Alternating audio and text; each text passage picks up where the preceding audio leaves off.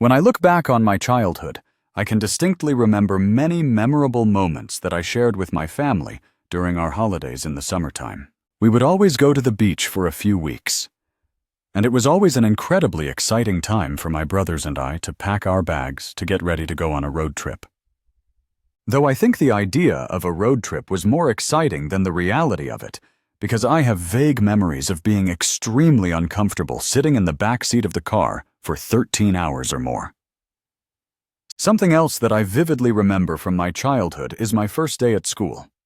If my memory serves me right, I can say that I had experienced a roller coaster of emotions as my mom left me for a whole day long with strangers, but then it turned out to be extremely exciting because I made a lot of new friends and had so much fun.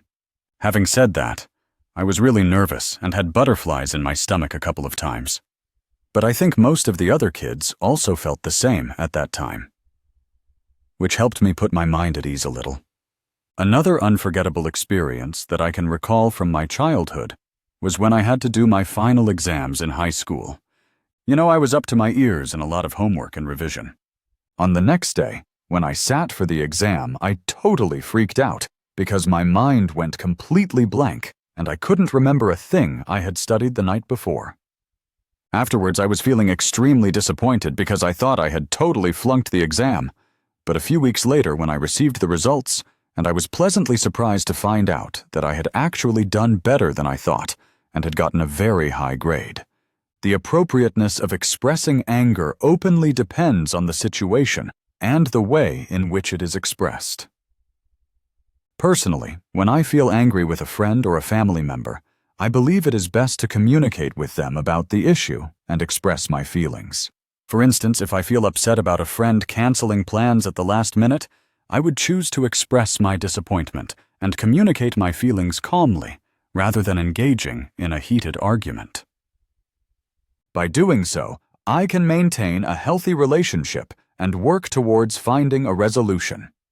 In general, there is a stereotypical belief that women are more emotional, and based on my personal observations, I find some truth in this notion.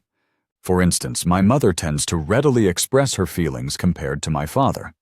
On the contrary, girls might demonstrate a higher inclination towards openly expressing their emotions.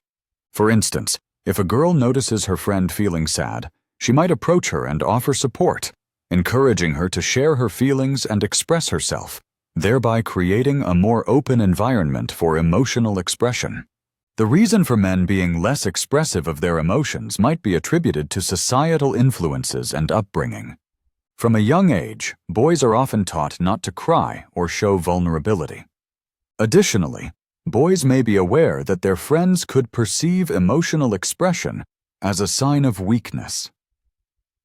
An example could be a situation where a boy falls down and gets hurt while playing sports. He might suppress his tears and act as if he's fine, as he doesn't want his friends to perceive him as weak or a crybaby. This experience potentially shapes his future behavior of being less expressive of his emotions. In conclusion, the appropriateness of displaying emotions, specifically anger, depends on the context and the way in which it is conveyed. Women generally tend to show emotions more frequently compared to men, possibly due to societal expectations and cultural upbringing. However, it is crucial to remember that these are generalizations, and emotional expression varies among individuals.